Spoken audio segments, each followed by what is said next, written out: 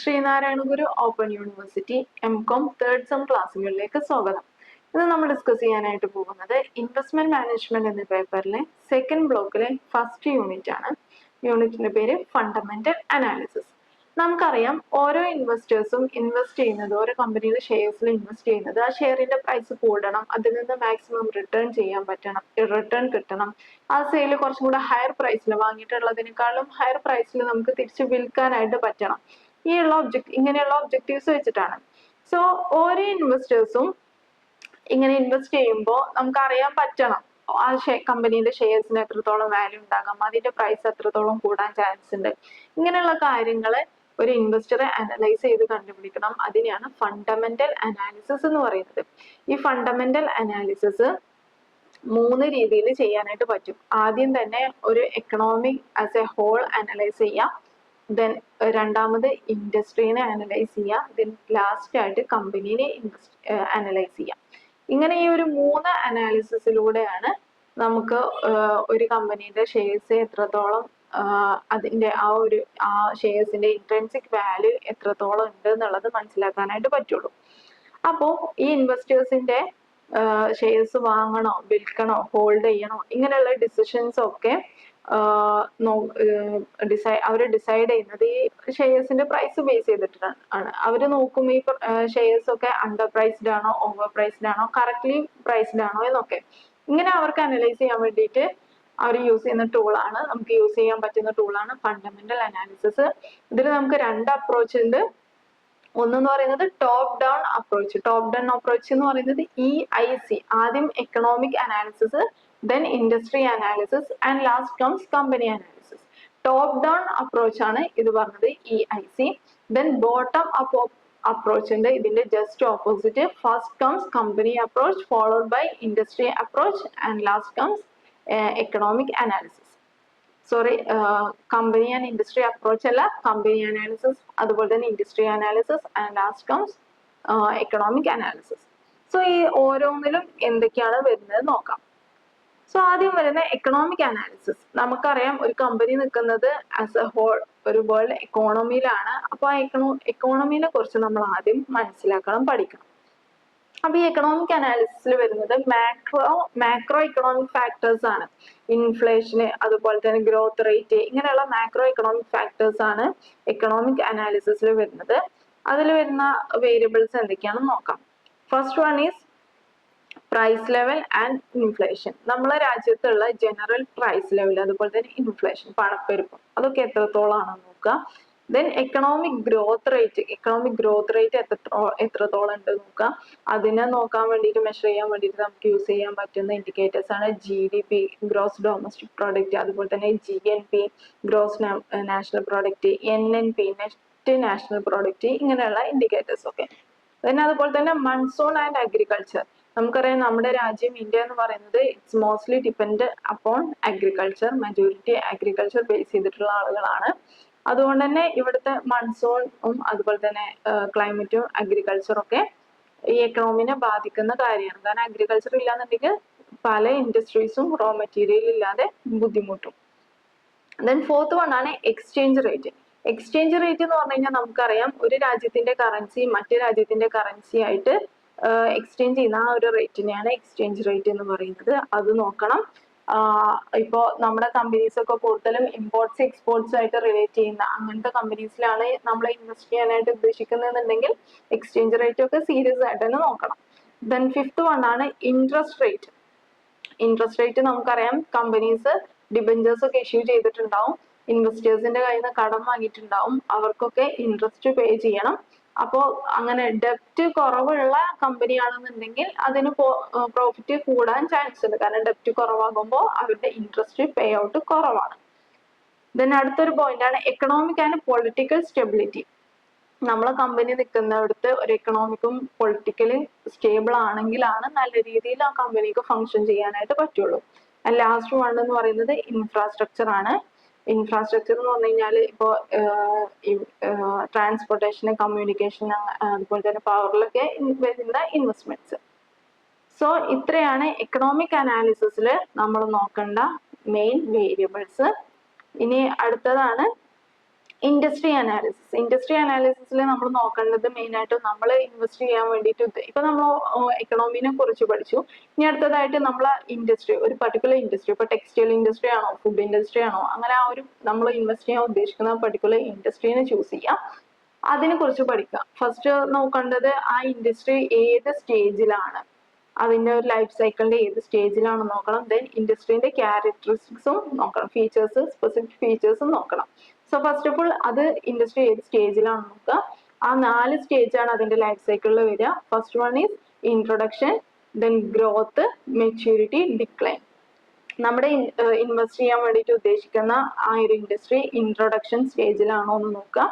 ഇപ്പോൾ ഇൻട്രൊഡക്ഷൻ സ്റ്റേജിലാണെന്നുണ്ടെങ്കിൽ ഇപ്പോൾ ഓരോ പുതിയ ഓൺടർപ്രണേഴ്സും പുതിയ ബിസിനസ്സും ഒക്കെ പുതിയ ടെക്നോളജീസും ഇന്നോവേറ്റീവ് ഐഡിയാസും ഒക്കെ കൊണ്ടുവരുന്ന ഒരു സ്റ്റേജ് ആയിരിക്കും ഇൻട്രൊഡക്ഷൻ സ്റ്റേജ് എന്ന് പറയുന്നത്. ദെൻ ഗ്രോത്ത് സ്റ്റേജ് എന്ന് പറഞ്ഞു കഴിഞ്ഞാൽ ആ ഒരു ഐഡിയ ക്ലിക്കായി അത് അവർ അച്ചീവ് ചെയ്തു, കുറച്ചധികം പേര് അതുപോലെ വരുന്നു, ആ ഒരു ഇൻഡസ്ട്രി ഗ്രോ ചെയ്തുകൊണ്ടിരിക്കുകയാണ്, ഡിമാൻഡ് കൂടുതലുള്ള സമയമാണ്. മെച്യൂരിറ്റി സ്റ്റേജ് എന്ന് പറഞ്ഞു കഴിഞ്ഞാൽ ആ ഒരു ഗ്രോത്തിന്റെ പീക്കിലെത്തി മാർക്കറ്റ് ഡിമ്മാവാനായിട്ട്, ഇൻഡസ്ട്രി ഡിമ്മാവാനായിട്ട്, ഡിക്ലൈൻ ചെയ്യാനായിട്ട് തുടങ്ങി. സാച്ചുറേഷൻ സ്റ്റേജ് ആണ് മെച്യൂരിറ്റി സ്റ്റേജ് എന്ന് പറയുന്നത്. ദെൻ ഡിക്ലൈൻ സ്റ്റേജ് എന്ന് പറഞ്ഞു കഴിഞ്ഞാൽ ഡിമാൻഡ് നല്ല രീതിയിൽ കുറഞ്ഞു തുടങ്ങി, ആ കർവ് താഴോട്ട് വന്നു. ഇതാണ് ആ ഒരു ഇൻഡസ്ട്രീന്റെ ലൈഫ് സൈക്കിൾ സ്റ്റേജസ് എന്ന് പറയുന്നത്. സോ നമ്മൾ ഇൻവെസ്റ്റ് ചെയ്യാൻ വേണ്ടിയിട്ട് ഉദ്ദേശിക്കുന്ന ആ ഒരു ഇൻഡസ്ട്രി ഈ 4 സ്റ്റേജിൽ എവിടെയാണ് ഇപ്പോൾ കറന്റ് നിൽക്കുന്നത് എന്നുള്ളത് നോക്കണം. ഇൻട്രൊഡക്ടറി സ്റ്റേജിലാണോ, ഗ്രോത്തിലാണോ, മെച്യൂരിറ്റിയിലാണോ, ഡിക്ലൈനിലാണോ എന്നുള്ളത് അനലൈസ് ചെയ്യണം. ദെൻ അടുത്തതായിട്ട് നോക്കേണ്ടത് ആ ഇൻഡസ്ട്രി സ്പെസിഫിക് ഫീച്ചേഴ്സ് ആണ്. ഇപ്പോൾ ഡിമാൻഡ് സപ്ലൈ ഗ്യാപ്പ്, ആ ഒരു ഇൻഡസ്ട്രിയിൽ ഇപ്പൊ റോ മെറ്റീരിയൽ ഒക്കെ ഡിമാൻഡ് ചെയ്യുന്നതും സപ്ലൈ ചെയ്യുന്നതും തമ്മിലുള്ള ഗ്യാപ്പ് എങ്ങനെയാണെന്നുള്ളത് മനസ്സിലാക്കണം. ദെൻ കോമ്പറ്റീഷൻ, ഇൻഡസ്ട്രിയിൽ എത്രത്തോളം കോമ്പറ്റീഷൻ ഉണ്ട് എന്നുള്ളത്. പെർമനൻസ്, നമ്മുടെ ഇൻഡസ്ട്രി ഇൻവെസ്റ്റേഴ്സിന് അത്രത്തോളം ഡിമാൻഡ് ചെയ്യുന്നതാണോ, അല്ലെങ്കിൽ കസ്റ്റമേഴ്സിന്റെ ഇന്ന് അത്രത്തോളം ഡിമാൻഡ് ലോങ് ടേമിലും ഉണ്ടാവോ എന്നുള്ളത് മനസ്സിലാക്കണം. അതുപോലെ തന്നെ ആറ്റിറ്റ്യൂഡ് ഓഫ് ലേബർ ഇല്ലാതെ നമ്മുടെ കമ്പനി ആണെങ്കിലും ഇൻഡസ്ട്രി ആണെങ്കിലും ഒന്നും ഒരു കാര്യങ്ങളും നടക്കൂല. അപ്പൊ ലേബറിന്റെ ആറ്റിറ്റ്യൂഡ് എങ്ങനെയാണ്, നല്ല രീതിയിൽ ഒരു കോർപ്പറേഷൻ ലേബറും കമ്പനിയും ആയിട്ടുണ്ടോ എന്നുള്ളത് നോക്കണം. അതുപോലെ തന്നെ ഗവൺമെന്റ് സപ്പോർട്ട്, നമ്മൾ ഇൻവെസ്റ്റ് ചെയ്യാൻ ഉദ്ദേശിക്കുന്ന ആ ഒരു ഇൻഡസ്ട്രിക്ക് ഗവൺമെന്റ് സപ്പോർട്ട് ചെയ്യുന്നതാണ്. ഇപ്പോൾ ടുബാക്കോ അങ്ങനെയുള്ളതാണെന്നുണ്ടെങ്കിൽ ഗവൺമെന്റ് അത്രത്തോളം സപ്പോർട്ട് ചെയ്യുന്നില്ല. എന്നാൽ ചില ബാക്ക്വേർഡ് ഏരിയാസിൽ, അതുപോലെ തന്നെ എന്താ പറയാ, ബയോ ആയിട്ടുള്ള കാര്യങ്ങളൊക്കെ ചെയ്യാൻ വേണ്ടിയിട്ട് ഗവൺമെന്റ് എൻകറേജ് ചെയ്യുന്നുണ്ട്. അവർ അസിസ്റ്റൻസും ഫണ്ടും സബ്സിഡീസും ഒക്കെ കൊടുക്കുന്നുണ്ട്. അപ്പൊ ഗവൺമെന്റിന്റെ സപ്പോർട്ട് എങ്ങനെയാണ് നമ്മൾ ഇൻവെസ്റ്റ് ചെയ്യാൻ ഉദ്ദേശിക്കുന്ന ഇൻഡസ്ട്രിയിൽ എന്നുള്ളത് നോക്കണം. അതുപോലെ തന്നെ raw material availability, raw material easily available ആണോ, റോ മെറ്റീരിയൽ കിട്ടാൻ ബുദ്ധിമുട്ടാണെന്നുണ്ടെങ്കിൽ ബിസിനസ് മൊത്തത്തിൽ ഡിമാവാനാണ് ചാൻസ്. അതുപോലെ തന്നെ കോസ്റ്റ് സ്ട്രക്ചർ, ഇപ്പൊ ആ ഇൻഡസ്ട്രിയിൽ കോസ്റ്റ് എങ്ങനെയാണ് വരുന്നത്. ചില ഇൻഡസ്ട്രിയിൽ ഫിക്സഡ് കോസ്റ്റ് നല്ലപോലെ വരും, റെന്റ് ആണെങ്കിലും അതുപോലെ തന്നെ പെർമനന്റ് എംപ്ലോയീസിനുള്ള സാലറി ആണെങ്കിലൊക്കെ. അപ്പൊ അത്രത്തോളം കോസ്റ്റ് വരുന്ന ഇൻഡസ്ട്രി ആണോ എന്നുള്ളതും നോക്കണം. ഇത്രയാണ് ആ ഇൻഡസ്ട്രി സ്പെസിഫിക് ആയിട്ടുള്ള ഫീച്ചേഴ്സ് നമ്മൾ അനലൈസ് ചെയ്യേണ്ടത്. ഇപ്പൊ നമ്മൾ ആദ്യം എക്കണോമിനെ കുറിച്ചിട്ട് മനസ്സിലാക്കി പഠിച്ചു, അടുത്തതായിട്ട് ഇൻഡസ്ട്രീനെ കുറിച്ചിട്ട് പഠിച്ചു. ദെൻ ലാസ്റ്റ് ആയിട്ട് നമ്മൾ ഇൻവെസ്റ്റ് ചെയ്യാൻ പോകുന്നത്, ഇപ്പൊ നമ്മൾ സപ്പോസ് ടെക്സ്റ്റൈൽ ഇൻഡസ്ട്രി ചൂസ് ചെയ്തു, ഇനി ഏത് കമ്പനിയിലാണ് നമ്മൾ ഇൻവെസ്റ്റ് ചെയ്യാനായിട്ട് പോകുന്നത് എന്നുള്ളത് ഡിസൈഡ് ചെയ്യണം.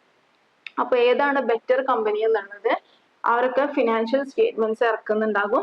അപ്പൊ ആ ഫിനാൻഷ്യൽ സ്റ്റേറ്റ്മെന്റ്സ് അനലൈസ് ചെയ്യുന്നത് വഴി അവരുടെ പ്രോഫിറ്റബിലിറ്റി കാര്യങ്ങളും, ഡെപ്റ്റ് എത്രത്തോളം ഉണ്ട്, അവരുടെ അസറ്റ് എത്രത്തോളം ഉണ്ട്, അവരുടെ കാപ്പബിലിറ്റി, ഫിനാൻഷ്യൽ പൊസിഷനും ഫിനാൻഷ്യൽ പെർഫോമൻസ് ഒക്കെ നമുക്ക് ക്ലിയർ ആയിട്ട് മനസ്സിലാക്കാനായിട്ട് പറ്റും. അപ്പൊ നമുക്ക് കമ്പനി അനാലിസിസിൽ നമ്മൾ ചെയ്യേണ്ടത് ഫൈനാൻഷ്യൽ സ്റ്റേറ്റ്മെന്റിന്റെ അനാലിസിസ് ആണ്. അതിനു വേണ്ടിയിട്ട് നമുക്ക് അവരുടെ ഫിനാൻഷ്യൽ സ്റ്റേറ്റ്മെന്റ്സ് എടുക്കുക, അതിൽ നിന്ന് നമുക്ക് ഒരുപാട് റേഷ്യോസ് കാൽക്കുലേറ്റ് ചെയ്യാനായിട്ട് പറ്റും. അതിൽ അങ്ങനെ കാൽക്കുലേറ്റ് ചെയ്യാൻ പറ്റുന്ന റേഷ്യോസ് ആണ് ഫസ്റ്റ് വൺ ലിക്വിഡിറ്റി റേഷ്യോ. ഈ ലിക്വിഡിറ്റി റേഷ്യോ വെച്ചിട്ട് നമുക്ക് കമ്പനിയുടെ ഷോർട്ട് ടേം സോൾവൻസി എത്രത്തോളം ഉണ്ട്, കമ്പനിക്ക് ഷോർട്ട് ടേം ഫിനാൻഷ്യൽ ഒബ്ലിഗേഷൻസ് ഒക്കെ എത്രത്തോളം നല്ല രീതിയിൽ മീറ്റ് ചെയ്യാൻ പറ്റുന്നുണ്ട്, അവരുടെ ഒരു ഫിനാൻഷ്യൽ ഹെൽത്ത് എത്രത്തോളം നല്ലതാണ്, ക്രെഡിറ്റ് വർത്തിനെസ് എത്രത്തോളം നല്ലതാണെന്നുള്ളത് നോക്കാനായിട്ട് പറ്റും. ആ ലിക്വിഡിറ്റി റേഷ്യോയിൽ വരുന്ന ഫസ്റ്റ് വൺ ആണ് കറന്റ് റേഷ്യോ. കറന്റ് റേഷ്യോ എന്ന് പറയുന്നത് current asset to current liability ആണ് കറന്റ് റേഷ്യോ എന്ന് പറയുന്നത്. ദെൻ അതുപോലെ തന്നെ ആസിഡ് ടെസ്റ്റ് റേഷ്യോ അല്ലെങ്കിൽ ക്വിക്ക് റേഷ്യോ, ഇതും കറന്റ് റേഷ്യോ പോലെ തന്നെയാണ്. കറന്റ് അസറ്റിൽ നിന്ന് പ്രീപെയ്ഡ് എക്സ്പെൻസും ഇൻവെന്ററിയും മൈനസ് ചെയ്തിട്ടുള്ള ആ ഒരു amount divided by current liability. Current asset minus prepaid expense and inventory. Then അടുത്തതാണ് ലെവറേജ് റേഷ്യോ അല്ലെങ്കിൽ ക്യാപിറ്റൽ സ്ട്രക്ചർ റേഷ്യോ. കമ്പനീന്റെ ലോങ് ടേം സോൾവൻസി, ലോങ് ടേമിൽ കമ്പനി എത്രത്തോളം ഡെപ്റ്റ് റീപേ ചെയ്യാൻ കാപ്പബിൾ ആണ്, അത് മെഷർ ചെയ്യാൻ വേണ്ടിയിട്ട് നമുക്ക് യൂസ് ചെയ്യാൻ പറ്റുന്ന റേഷ്യോസ് ആണ് ലെവറേജ് റേഷ്യോ അല്ലെങ്കിൽ ക്യാപിറ്റൽ സ്ട്രക്ചർ റേഷ്യോ എന്ന് പറയുന്നത്. അതിൽ വരുന്നതാണ് ഡെപ്റ്റ് equity ratio, long term ഡെപ്റ്റ് to shareholders equity. അതുപോലെ തന്നെ പ്രോപ്രൈറ്ററി റേഷ്യോ എന്ന് പറയുന്നത് share holders equity to total asset. Then ഡെപ്റ്റ് to total asset ratio, total ഡെപ്റ്റ് to total asset. അതുപോലെ തന്നെ ഇൻട്രസ്റ്റ് കവറേജ് റേഷ്യോ എന്ന് പറയുന്നത് EBIT, earning before interest to interest. ഇത്രയാണ് നമ്മുടെ ലെവറേജ് റേഷ്യോ എന്ന് പറയുന്നത്. ഇനി അടുത്തതാണ് പ്രോഫിറ്റബിലിറ്റി റേഷ്യോ. പ്രോഫിറ്റബിലിറ്റി റേഷ്യോ എന്ന് പറഞ്ഞു കഴിഞ്ഞാല് നമ്മുടെ കമ്പനി എത്രത്തോളം പ്രോഫിറ്റ് ഏൺ ചെയ്തിട്ടുണ്ട്, ബാക്കിയുള്ള വേരിയബിൾസ് ഇപ്പോൾ സെയിൽസോ അല്ലെങ്കിൽ മറ്റു വേരിയബിൾസോ ആയിട്ട് കമ്പയർ ചെയ്ത് നോക്കുമ്പോൾ എത്ര പെർസെൻറ്റേജ് ആണ് നമ്മുടെ കമ്പനിയുടെ പ്രോഫിറ്റ്, അങ്ങനെ കാൽക്കുലേറ്റ് ചെയ്യാൻ വേണ്ടിയിട്ട് യൂസ് ചെയ്യുന്ന റേഷ്യോസ് ആണ് പ്രോഫിറ്റബിലിറ്റി റേഷ്യോ. അതിൽ വരുന്ന ഫസ്റ്റ് വൺ ആണ് ഗ്രോസ് പ്രോഫിറ്റ് റേഷ്യോ. ആ പേര് തന്നെ ഉണ്ട്, gross profit to sales. Gross profit calculate ചെയ്യാൻ വേണ്ടിയിട്ട് സെയിൽസിൽ നിന്നും cost of goods sold minus ചെയ്യാം. അതുപോലെ തന്നെ അടുത്തതായിട്ട് വരുന്നതാണ് net profit ratio. Net profit ratio calculate ചെയ്യുന്നത് profit after tax to sales. അതുപോലെ തന്നെ operating profit ratio. Operating profit ratio calculate ചെയ്യാനായിട്ട് earning before interest and tax to sales. അതുപോലെ തന്നെ administrative expense ratio, selling expense ratio, operating expense ratio, operating ratio, ഈ കാര്യങ്ങളൊക്കെ ആ ഒരു ടേം ടു സെയിൽസ് വെച്ചിട്ട് ഇതിനൊക്കെ സെയിൽസുമായിട്ട് കമ്പയർ ചെയ്യുന്നതാണ് ഈ റേഷ്യോസ് എല്ലാം. ദെൻ അടുത്തതാണ് return on asset. Return on asset calculate ചെയ്യാൻ വേണ്ടിയിട്ട് earning after tax to total asset ആണ് റിട്ടേൺ ഓൺ അസറ്റ് റേഷ്യോ. അതുപോലെ തന്നെ return on capital employed, earning before interest and tax divided by total capital employed. അതുപോലെ തന്നെ return on equity എന്ന് പറയുന്നത് earning after tax to shareholders equity ആണ്. അതുപോലെ തന്നെ റിട്ടേൺ ഓൺ ഇക്വിറ്റി എന്ന് പറയുന്നത് profit after interest tax dividend എന്ന് പറയുന്നത്, അത് നമ്പർ ഓഫ് ഇക്വിറ്റി ഷെയർസുമായിട്ട് കമ്പയർ ചെയ്യുന്നതാണ് റിട്ടേൺ ഓൺ ഇൻവെസ്റ്റ്മെന്റ്. ഇനി നെക്സ്റ്റ് നമുക്ക് നോക്കാനുള്ളത് dividend pay out ratio. Dividend pay out ratio എന്ന് പറയുമ്പോൾ dividend per share to earning per share. അതുപോലെ തന്നെ price earning ratio, PE ratio എന്ന് പറയുന്നത് market price per share to earning per share. Return on investment എന്ന് പറയുന്നത് net profit divided by total investment into 100. എത്രത്തോളമാണ് നമ്മൾ ഇൻവെസ്റ്റ് ചെയ്തതിൽ return കിട്ടിയത് ആ ഒരു പെർസെൻറ്റേജിന് വേണ്ടിയിട്ട്. ലാസ്റ്റ് ആയിട്ട് നമുക്ക് ഇതിൽ നോക്കാനുള്ളതാണ് എഫിഷ്യൻസി റേഷ്യോ അല്ലെങ്കിൽ ആക്ടിവിറ്റി റേഷ്യോ അല്ലെങ്കിൽ turn over ratio. Efficiency ratio എന്ന് പറഞ്ഞു കഴിഞ്ഞാൽ എത്ര പെട്ടെന്നാണ് നമ്മുടെ അസറ്റ്സ് ഒക്കെ നമുക്ക് സെയിൽസ് ആയിട്ട് കൺവേർട്ട് ചെയ്യാൻ പറ്റുന്നത്, speed at which assets are converted into sales, ആ റേഷ്യോസ് ആണ്. അതിൽ വരുന്ന ഫസ്റ്റ് വൺ ആണ് ഇൻവെന്ററി ടേൺ ഓവർ. അത് കാണുന്നത് സെയിൽസ് ബൈ ആവറേജ് ഇൻവെന്ററി ആണ്. അടുത്തതാണ് ടോട്ടൽ അസറ്റ്സ് ടേൺ ഓവർ. അത് കാൽക്കുലേറ്റ് ചെയ്യുന്നത് സെയിൽസ് ബൈ ടോട്ടൽ അസറ്റ്സ് ആണ്. ലാസ്റ്റ് വൺ ആണ് ഡെപ്റ്റേഴ്സ് ടേൺ ഓവർ. അത് കാൽക്കുലേറ്റ് ചെയ്യുന്നത് സെയിൽസ് ബൈ ആവറേജ് ഡെപ്റ്റേഴ്സ് ആണ്. സോ ഇത്രയാണ് നമ്മുടെ ഈ സെക്കൻഡ് ബ്ലോക്കിലെ ഫസ്റ്റ് യൂണിറ്റിൽ പറയുന്ന ഫണ്ടമെന്റൽ അനാലിസിസ്. അപ്പോൾ ഇത്രയുള്ളൂ. Thank U.